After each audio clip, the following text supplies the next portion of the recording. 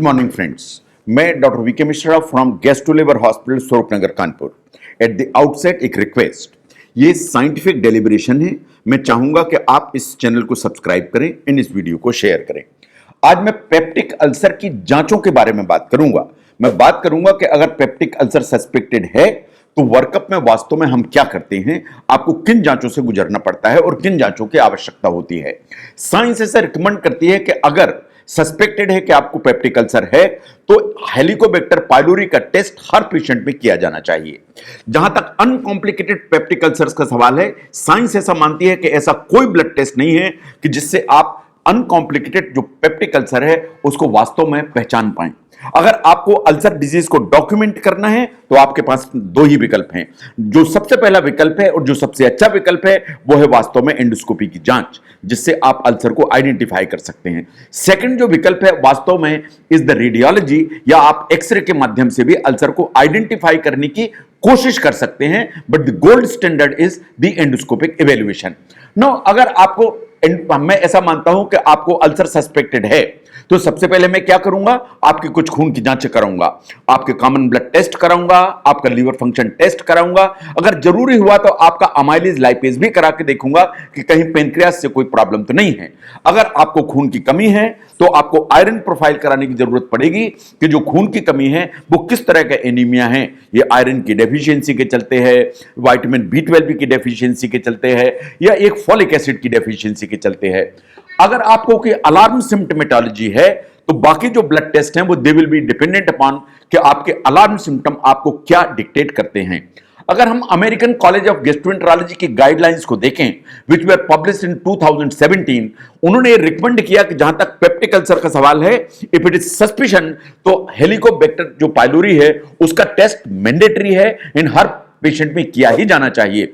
और एक बार अगर आपको पेप्टिक अल्सर है जो हेलिकोबैक्टर के चलते था और उसका आपने पूरा ट्रीटमेंट ले लिया तो उसके बाद जो H पाइलोरी के इरेडिकेशन के लिए भी आपके टेस्ट किए जाने चाहिए। उन्होंने बोला कि आपका यूरिया ब्रेथ टेस्ट होना चाहिए, आपका फीकल एंटीजन टेस्ट होना चाहिए, या आपका biopsy based rapid urease test होना चाहिए, सो दैट ये क्लियर हो जाए कि हेलिकोबैक्टर का जो आपका इंफेक्शन है वो पूरी तरह से खत्म हो गया या पूरी तरह से खत्म नहीं हुआ।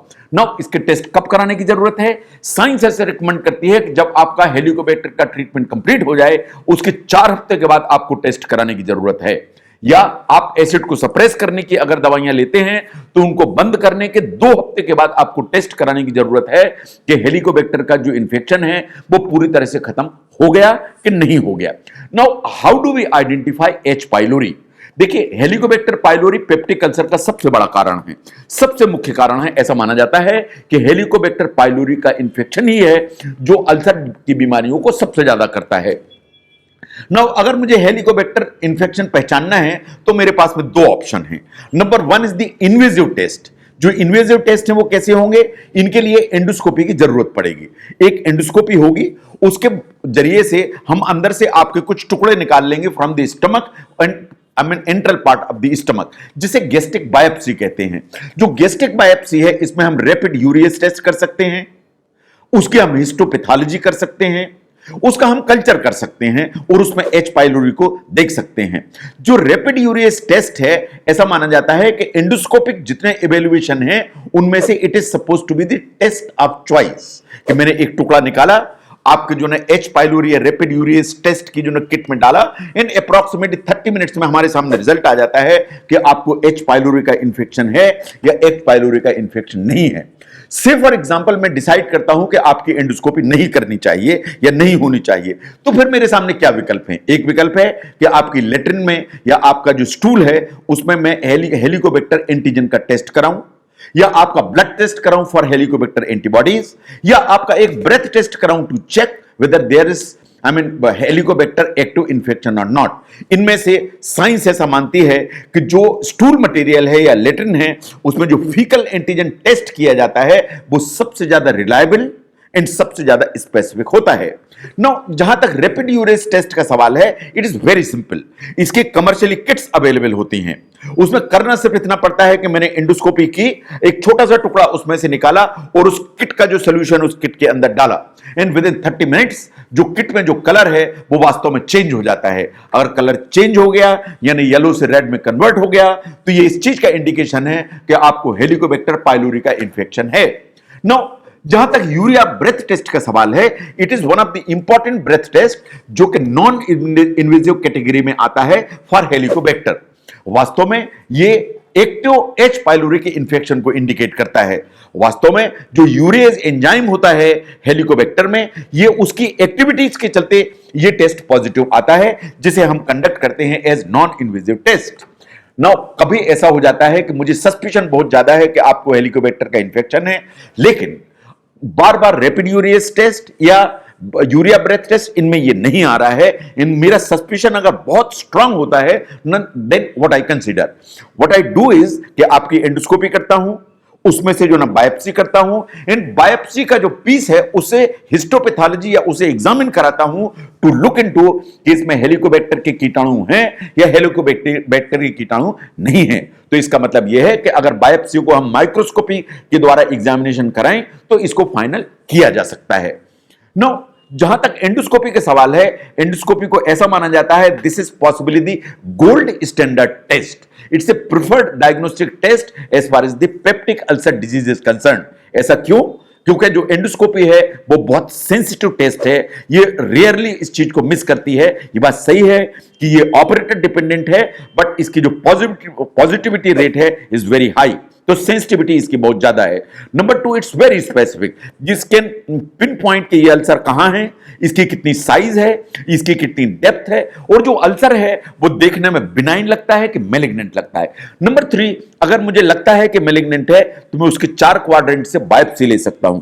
नंबर 4, मैं उसकी ब्रेस्ट साइटोलॉजी ले सकता हूं मैलिग्नेंट एंड नॉन मैलिग्नेंट को डिफरेंशिएट करने के लिए, और मैं एक पीस निकाल सकता हूं from the antrum for rapid urease test as far as H pylori is concern. तो जहां तक एंडोस्कोपी का सवाल है, it's a preferred diagnostic test for peptic ulcer, और मैं समझता हूं कि इस पर ध्यान देना चाहिए। नो जब गैस्ट्रिक अल्सर हमको मिलता है, I mean on endoscopy, how is the appearance? जो गैस्ट्रिक अल्सर्स होते हैं वो मोस्टली 0.5 से 2.5 सेंटीमीटर साइज के होते हैं। जो गैस्ट्रिक अल्सर्स होते हैं वास्तव में डीप पंच्ड आउट अल्सर्स होते हैं, जैसे फोटोग्राफ में दिखाई दे रहा है। इसमें व्हाइटिश एक्सुडेट होता है, जैसा बीच में आपको दिखाई दे रहा है। मोस्टली जो गैस्ट्रिक अल्सर्स होते हैं वास्तव में लेसर कर्वेचर पे होते हैं, इंटरम के पास में होते हैं। जो बिनाइन गैस्ट्रिक अल्सर्स होते हैं वो डीप तो जरूर होते हैं, लेकिन इसके मार्जिन स्मूथ होते हैं। जो अल्सर्स हैं वो फ्लैट होते हैं, इनके जो बेस होते हैं वो स्मूथ होते हैं, इन जो रेडिएटिंग फोल्ड हैं वो अल्सर की तरफ जाती हैं, उनमें इरेगुलरिटी नहीं होती है, उनमें नॉडुलरिटी नहीं होती है। इस तरह के जो एपियर होने वाले अल्सर्स हैं, साइंस ऐसा मानती है कि ये वास्तव में बिनाइन अल्सर्स हैं। ऑन द कंट्री, अगर ये गैस्ट्रिक अल्सर मैलिग्नेंट हैं या कैंसरस हैं तो एपियरेंस इस तरह का होगा, इन द सेंस कि इनके मार्जिन इरेगुलर होंगे, इनके मार्जिन हीप्ड अप या रोल्ड होंगे, ये मार्जिन ओवरहैंगिंग होंगे, इन उसमें नॉडुलरिटी होगी। इन जी अल्सरेटेड जो मास होती है ऑफन ऐसा होता है कि ऐसा प्रोट्रूड करती है, एंड आपको सस्पिशन देती है कि वास्तव में ये कैंसरस अल्सर है, इन इसकी बायोप्सी की जानी चाहिए। नाउ जहां तक ड्यूडनल अल्सर्स का सवाल है, साइंस ऐसा मानती है कि 95% ऑफ द ड्यूडनल अल्सर्स वास्तव में first part of the duodenum या जिसे ड्यूडनल बल्ब कहते हैं उसमें ही होते हैं। जो अल्सर्स हैं ऑन एन एवरेज 1 सेंटीमीटर की साइज के होते हैं, बट ये काफी डीप होते हैं। ये इतने डीप होते हैं कि कभी कभी ये मस्कुलरिस प्रोप्रिया तक पहुंच जाते हैं। इसलिए सबसे ज्यादा इंसिडेंस अगर बर्स्ट होने का परफोरेशन का है तो वो ड्यूडनल अल्सर्स का है, गैस्ट्रिक अल्सर्स का नहीं है, बिकॉज जो ड्यूडनल अल्सर्स हैं वो कभी कभी काफी डीप हो सकते हैं। नाउ बाय फार ऐसा माना जाता है दैट 99% या मोर देन 99% चांसेस आर कि जो ड्यूडनल अल्सर्स होते हैं वो कैंसरस नहीं होते हैं, वो बिनाइन होते हैं, इन दवाइयों से पूरी तरह से ठीक हो जाते हैं। Now the next question is, क्या हम एक्सरे की मदद से भी अल्सर को पहचान सकते हैं या एक्सरे की हमें कब जरूरत पड़ती है? देखिए, अगर आपको एक्यूट प्रेजेंटेशन है, सडन ऑनसेट पेन हुआ, आपको अल्सर जैसी बीमारी है, मुझे इस चीज का सस्पिशन है कि आपको पेप्टिक अल्सर शायद है और जो बर्स्ट हो गया है, तो एक प्लेन एंड सिंपल जो एक्सरे है वो मेरी डायग्नोसिस को एस्टेब्लिश कर देता है, जैसा आपको फोटोग्राफ में दिख रहा है। अगर आपकी आंत में छेद हो गया तो आंत में से गैस लीक हो जाएगी एंड वो डायफ्राम के नीचे दिखाई देने लगेगी, जैसा कि इस फोटोग्राफ में विजिबल है। पहले जब एंडोस्कोपी जैसी चीजें नहीं थी तो आपको दवा पी के जो एक बेरियम का एक्सरे किया जाता है, बेरियम के एक्सरे से भी अल्सर को आइडेंटिफाई किया जा सकता है। अगर कहीं परफोरेशन सस्पेक्टेड है तो कुछ कंट्रास्ट पी के भी उसको क्लैरिफाई किया जा सकता है कि आपका जो अल्सर है वो कहीं परफोरेट तो नहीं हो गया, क्योंकि जो आप कंट्रास्ट पिएंगे वो एक दवाई जैसी होती है, इनको वहां से लीक करेगी जो एक्सरे में हमें दिख जाएगी। But over a period of time science ऐसा मानती है कि endoscopy is the gold standard, endoscopy is the preferred method of choice. तो जहां तक रेडियोलॉजी का सवाल है, over a period of time endoscopy has taken over the radiology as far as the peptic ulcer disease is concern. Now, क्या कभी angiography की जरूरत पड़ती है? जरूर पड़ती है। कभी ऐसा हो जाता है कि आपको पेप्टिक अल्सर जैसी प्रॉब्लम है एंड ब्लीडिंग इतनी ज्यादा हो रही है, इतनी तेज हो रही है कि वास्तव में एंडोस्कोपी परफॉर्म नहीं की जा सकती, या कि एंडोस्कोपी की भी जा सकती है तो अंदर इतना ब्लड होता है कि हम इसको पिन पॉइंट नहीं कर सकते विच इज द पॉइंट जहां से ब्लड निकलता हुआ आ रहा है। अगर ऐसी सिचुएशन होती है तो angiography is the only option. तो एंजियोग्राफी से हमें बहुत सारे काम किए जा सकते हैं। एक तो एंजियोग्राफी अगर हम करते हैं तो अगर आपकी जो ब्लीडिंग की रेट है 0.5 ml पर मिनट से ज्यादा है, तभी एंजियोग्राफी उसको पिकअप कर पाती है कि किस पॉइंट से ब्लीडिंग हो रही है। तो उसके लिए जरूरी है कि जो आपकी जो ब्लीडिंग की रेट है वो 0.5 ml पर मिनट से ज्यादा होना चाहिए। नाउ, एक बार हम आइडेंटिफाई करते हैं कि इस पॉइंट से ब्लीडिंग है तो वास्तव में सिर्फ आइडेंटिफाई नहीं करते, उसको हम बंद करने के लिए भी एंजियोग्राफी के थ्रू बहुत सारे काम कर सकते हैं। हम डायरेक्ट इंजेक्शन दे सकते हैं कुछ वेजो कंस्टिट्यूटिव एजेंट का, जिससे कि वो नस धीरे धीरे सिकुड़ के बंद हो जाए तो ब्लीडिंग बंद हो जाए। सेकंड, हम उसमें कॉइल प्लेस कर सकते हैं सो दैट जो ना वो जो वेसल है जहां से ब्लीडिंग हो रही है वो बंद हो जाए। कभी हम एम्बोलाइजेशन कर सकते हैं, कभी हम थ्रोम्बिन जैसी चीज उसमें इंजेक्ट कर सकते हैं सो दैट जो ब्लड वेसल है जहां से ब्लीडिंग हो रही है वो पूरी तरह से बंद हो जाए या चोक हो जाए। तो एंजियोग्राफी सिर्फ डायग्नोसिस के लिए नहीं है, एंजियोग्राफी से कभी कभी थेरेपेटिक ऑप्शंस भी अवेलेबल होते हैं और उससे ब्लीडिंग को बंद करने का इंतजाम करने की हम कोशिश करते हैं। कभी पेप्टिक अल्सर अगर डिजीज होती है तो एक ब्लड टेस्ट की जरूरत पड़ती है। कभी आपने सुना होगा जिसे कहते हैं सीरम गैस्ट्रिन लेवल्स। तो सीरम गैस्ट्रिन लेवल हमें कब कराने की जरूरत पड़ती है? एक अल्सर से ही रिलेटेड प्रॉब्लम है जिसे कहते हैं जोलिंजर एलिसन सिंड्रोम। जो जोलिंजर एलिसन सिंड्रोम है उसमें वास्तव में गैस्ट्रिन का लेवल है वो काफी ऊपर चला जाता है। हमें कब सस्पिशन होता है जोलिंजर एलिसन सिंड्रोम का? कि अगर आपको जो अल्सर्स है वो मल्टीपल है, जो अल्सर्स हैं वो बल्ब के आगे के हिस्से में है, यानी ड्यूडेनम के सेकंड पार्ट में भी हैं, जैसे कि स्पॉट्स में दिखाई दे रहा है फोटोग्राफ्स में। And you have a very strong family history of ulcer disease, कि अल्सर आपकी फैमिली में बहुत कई सारे लोगों को हुआ है। या पेप्टिक इज एसोसिएटेड विथ, इसके साथ में आपको डायरिया भी हो रहा है, आपको बड़ी बड़ी मात्रा की लेट्रिन भी हो रही, आपको मेल एब्जॉर्प्शन भी हो रहा है, आपका वेट लॉस भी हो रहा है। अगर ये सब फीचर्स हैं अल्सर के साथ में तो वास्तव में जोलिंजर एलिसन सिंड्रोम क्वेश्चन में आ जाता है। नाउ, ऑल दोज अल्सर्स जिनमें के हेलिकोबैक्टर नहीं है या जो पेन किलर से नहीं जुड़े हुए हैं, जो जोलिंजर एलिसन सिंड्रोम है वो हमेशा क्वेश्चन में आ जाता है।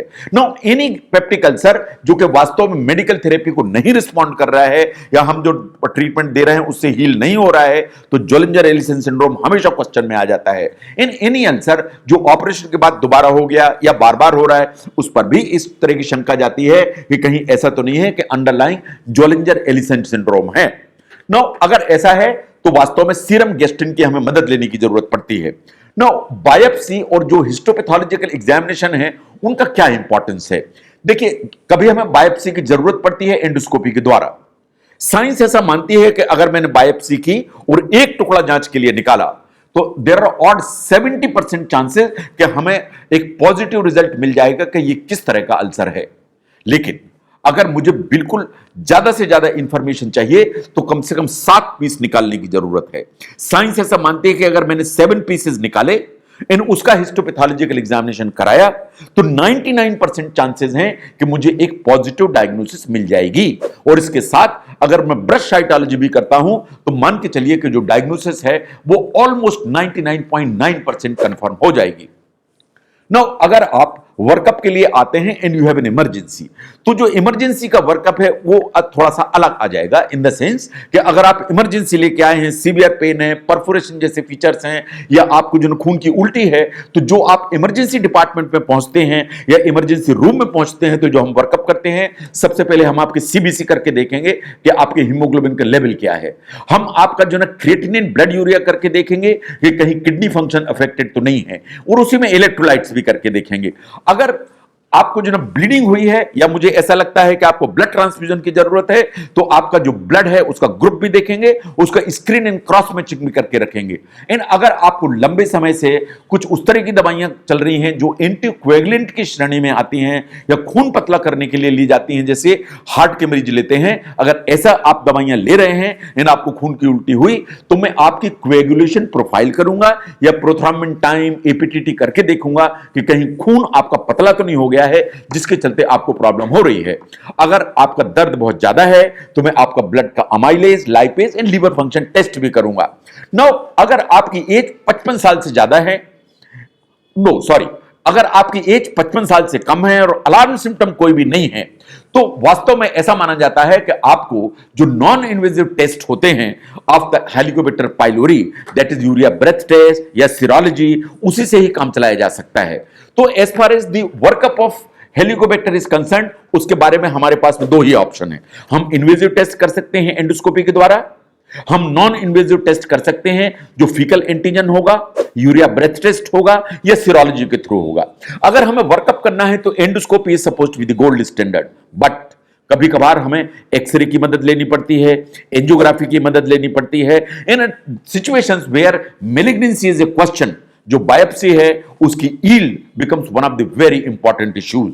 और जब आप इमरजेंसी में आते हैं तो इन टेस्ट के अलावा बहुत सारे दूसरे टेस्ट की जरूरत पड़ती है, बिकॉज जो इमरजेंसी सिचुएशंस में आप आते हैं, at times you may not be a candidate of medicine alone, it is quite possible कि आपको ऑपरेट कराने की जरूरत पड़ जाए, तो इसलिए बाकी भी इन्वेस्टिगेशन की जरूरत पड़ती है।